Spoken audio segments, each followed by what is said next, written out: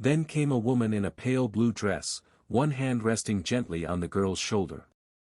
Her smile was warm, almost kind, except her lower jaw hung just a little too low, like it had once been broken and healed incorrectly. Behind them came the father. Tall, gaunt, with bruised-looking shadows around his eyes and dirt packed under his fingernails. And behind the Harrow family were others. A thin old man in a church suit. A teenage boy with a split scalp. A woman holding a baby wrapped in stained cloth. A faceless man in a hunting jacket. More and more of them emerging from the upper floor until the staircase looked crowded with dead strangers. Ethan could barely breathe. The woman in blue smiled wider. "You shouldn't have come after midnight," she said softly. "Who are you?" Ethan whispered. "We're the ones who stayed." The little girl tilted her head. "Now you stay too." Ethan turned and ran into the dining room, knocking over a chair as he went. He slammed the door behind him and shoved the table against it. The wood shook instantly from impacts on the other side. Boom. Boom. Boom. The door handle rattled. Ethan scanned the room wildly. No exit.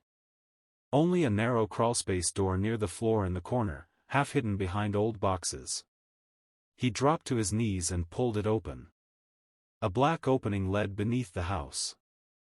He didn't think. He just crawled in and pulled the door shut behind him. The crawlspace smelled like dirt and mildew. It was so tight he had to move on his elbows. His flashlight beam shook violently in his hand as he dragged himself forward through dust and hanging cobwebs. Above him, he could hear footsteps crossing the dining room floor. Then silence. Ethan stopped moving. For a moment, there was nothing but his own ragged breathing. Then a voice came through the floorboards overhead. "The little girl. He's under the house." Ethan's eyes widened. A second later, the scratching began. Not above him. Beside him. Inside the crawlspace walls. Tiny fingernails scraping against wood from all directions. He swung the flashlight left and right, heart pounding so hard it hurt. Then the beam landed on something in the dirt ahead. A pile of bones. Small bones. Animal bones, maybe. He prayed they were animal bones. Mixed in with them were old children's toys, rusted spoons, buttons, and a camcorder. Ethan crawled forward and grabbed it. The battery light flickered weakly when he pressed play. The footage that appeared was old and grainy, dated December 14, 2004. A woman's face filled the screen. Pale, crying, terrified. It was Mrs. Harrow. "If anyone finds this," she whispered into the camera, "do not let them in. They pretend to be us. They sound like us. But they only come out at night, and once they learn your voice, they can call to you from anywhere in the house." She looked over her shoulder, trembling.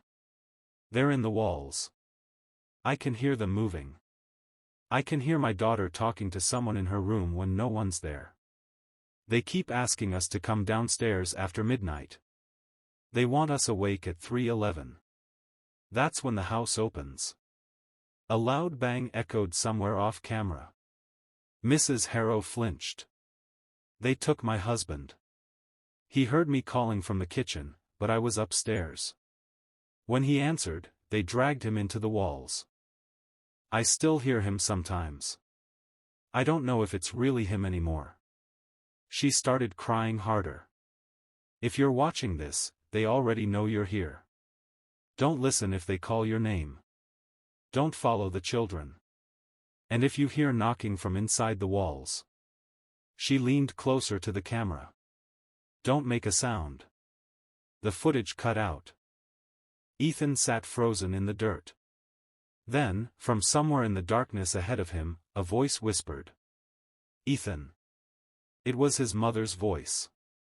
His real mother had died 6 years earlier. Ethan squeezed his eyes shut. No. No, that wasn't real. Again, softer this time. "Ethan, sweetheart, help me." His whole body went cold. The voice was perfect. Every detail. Every warmth, every softness. It sounded exactly like her. And then another voice joined it. His younger brother. Then his ex-girlfriend. Then the gas station cashier. Then his own voice.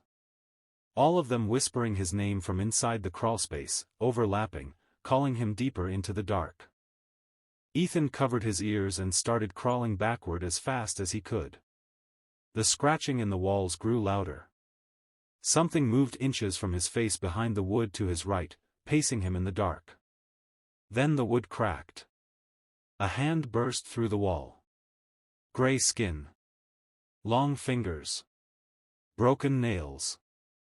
Ethan screamed and kicked away, crawling backward with desperate speed until he burst out of the crawlspace door into the dining room. The room was empty. Too empty. The pounding on the door had stopped. The whole house had gone silent again. Ethan staggered to his feet and looked at his watch. 3:07 a.m. 4 minutes until 3:11. He didn't know what that meant, but he knew he couldn't still be inside when it happened.